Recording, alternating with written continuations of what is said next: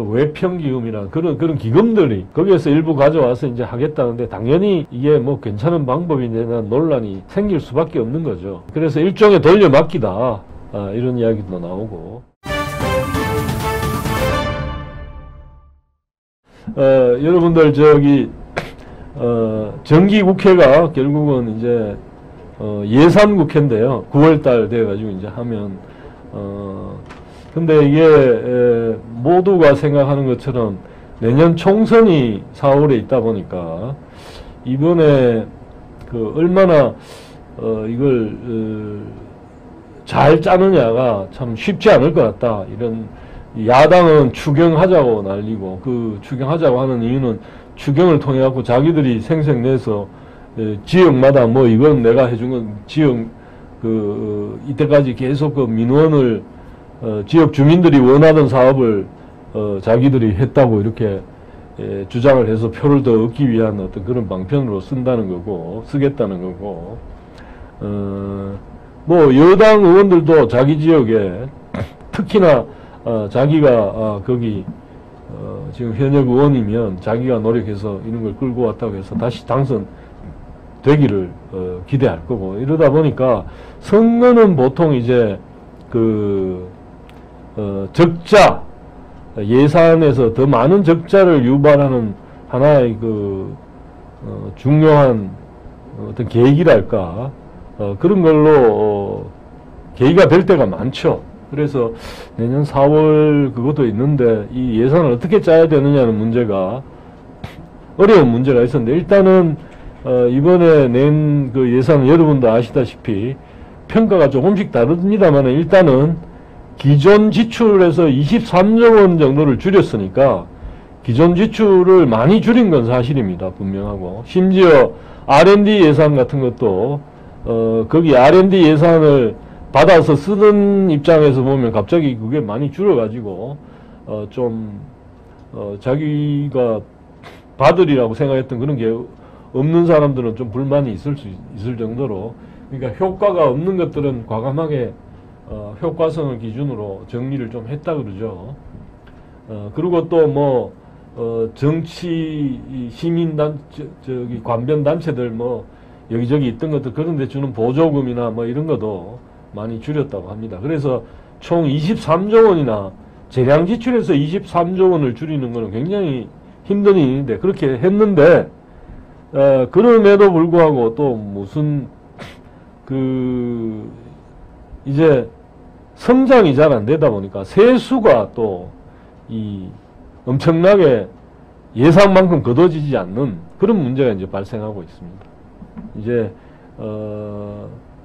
그래서 이제 이게 여러분들 레이거노믹스라고 들어보셨을 텐데, 레이거노믹스가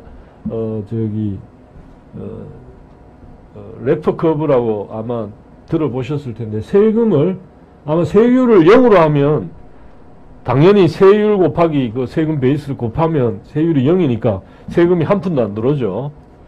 그런데 세율을 또 엄청나게 높게 한 뭐 80%, 90% 이런 식으로 소득의 거의 다를 가져가 버리면 아무도 뭐 소득을 벌어봐야 의미가 없으니까 그때도 세금이 거의 제로로 들어오는데, 그러니까 세율이 아주 낮거나 아주 높으면 안 되고 적당한 수준에 있을 때 경제 활동을 많이 하기 때문에 세금도 제일 많이 거둘 수 있다. 그게 이제 레프 커브 같은 게 의미하는 바인데, 그러면 레이거노믹스랑은 세율을 낮추는 그런 정책을 취한 걸 말합니다. 근데 세율을 낮추기가 단기적으로는 이제 부담이 되죠. 왜? 세율을 낮추면 예컨대 법인세를 낮췄다 그러면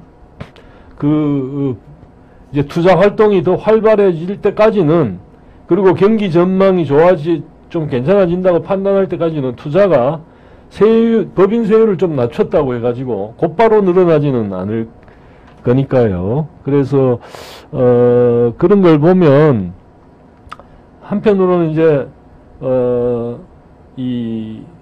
그런 효과가 아직은 안 나타나고 세금을 지금 윤정부가 조금씩 낮추고는 있는데, 물론 뭐 부동산이라든가 이런데 충분히 그걸 하지를 못하는 부분이 뭐 거대 야당이 있는데다가 또 세금 부분에 대한 좀 수입이 세수가 좀 줄 거에 대한 불안감 이런 것도 아마 있는 것 같고 이렇다 보니까 지금 여전히 적자 뭐 그걸 줄였다지만 적자 폭이 더 늘어나는 거죠. 또 훨씬 더 늘어나서 일부에서는 이게 무슨 건전재정이냐고 비판을 하고 있기도 합니다. 그래서 현재 그러다 보니까 지금 나오는 이야기가 뭐 국유재산 같은 걸 갖다가 뭐 처분해가지고 거기에서 세수가 모자라니까 이제 그런 것들을 좀 충당하고 동시에 또 뭐 국채 발행은 우리 저 윤석열 대통령이 국채의 발행이란 게 미래 세대를 착취하는 거라는 어떤 그 약탈하는 거라는 그런 굉장히 강한 그 발언을 많이 하셨던 부분도 있고 그래서 국채 발행을 되도록 하지 않으면서 이 문제를 풀려고 하다 보니까 지금 나오는 이야기가 이제 기금들 예컨대 외국환 평행기금 그러니까 환율 같은 걸 이렇게 조절하기 위해서 놔뒀던 기금들에서도 돈을 좀 끌어쓰는 어떤 그런 이야기들이 나오고 있습니다. 지금 그래서 올 7월까지 벌써 40조 원이 펑크가 났는데 세수가 전체로 하면 한 60조 원 난다고 합니다. 그러니까 이게 이제 예상보다 이렇게 줄어드니까 국채 수입이 원래 예산을 짤 때는 앞으로 이제 올 내년도에 들어올 예산이 얼마쯤 되고 세금이 어느 정도 수입이 잡힌다고 보고 또 저 세출 그걸 지출을 얼마 하겠다고 해서 이렇게 잘 맞추는 건데 그 예상에 비해서 세수 펑크가 많은 거죠. 올해까지 다 하면 한 60조라는데 이게 지금 이제 그래서 국채 발행하지 않으면서 하려고 하다 보니까 지금 이제 방금 말씀드린 외평기금이나 그런 기금들이 앞으로 뭐 쓰일 수도 있는 하나의 목적을 위해서 둔 것임에도 불구하고 앞으로 그렇게 쓰일 일은 없다고 보고 거기에서 일부 가져와서 이제 하겠다는데 당연히 이게 뭐 괜찮은 방법인데 논란이 생길 수밖에 없는 거죠. 이게 그래서 일종의 돌려막기다 이런 이야기도 나오고 그래서 이걸 이제 해결하는 법은 결국은 빨리 이제 좀 투자라든가 이런 게 되든지 아니면 마침 뭐 방산이라든가 기타 등등 뭐 그런 쪽에서도 좀 성과가 나가지고 그쪽으로 좀 돈이 들어오든지 뭔가 돌파구가 필요한데 이런 돌파구가 잘 만들어질지는 또 두고 봐야 하는 그런 상황입니다. 왕돈이님 추경 노노 추경을 지금 여기에서 추경을 해서는 더 하면은 안 그래도 이게 23조 줄여갖고 했는데도 세수 펑크 때문에 이 난리인데 또 추경까지 해놓으면 이걸 나중에 또 누가 감당하라고 이런 거는 최대한 배제해야 되겠죠. 그래서 이런 어려움들을 같이 이제 합리적으로 풀고 이제 좀 지금 상황을 이해하면 내가 좀 어려워지더라도 나만 그런 게 아니라 다른 사람들 다 같이 좀 어려워지는 부분이 이래서 그렇구나. 이걸 이기고 나면 또 앞으로는 어떻게 되겠구나. 나름대로 이해가 될 수 있는데 그런 이해를 구하는 작업을 정치권에서 좀 해주면 좋겠는데 지금 뭐 정기국회 9월 그게 지금 정상적으로 작동할 수 있을지는 지금 뭐 이재명 더불어민주당 대표가 단식을 출퇴근 단식을 하고 있는 바람에 그게 될 수 있을지 뭐 어떻게 될지는 두고 봐야 알 것 같습니다. 지금 상황이 그렇게 가고 있네요. 그래서 지금 아무튼 이런 걸 뭐 풀어나가는 제일 좋은 방법은 성장이 잘 돼가지고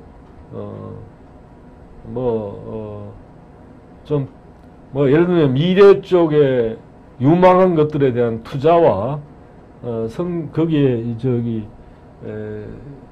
연구 투자 이런 것들이 되면서 사람들이 말하자면 거기에 고용도 더 되고 또 그렇게 되면 이제 소비라든가 같이 유발되고 이런 식으로 그러니까 별 유망하지 않은데 그래서는 안 되겠지만 그런 것들이 좀 일어날 수 있도록 해줘야 되는데 그게 지금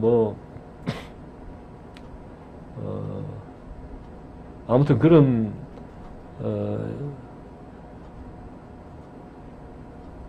식으로 좀 정치권이 고민을 같이 하고 방안을 예고하는 그런 모습이 쉽게는 안 되겠지만 그런 모습이 있기를 기대합니다. 그리고 결국 기업가들도 더 분발해가지고 수출을 조금 더 하고 그런 식으로 노력해 가야죠. 예.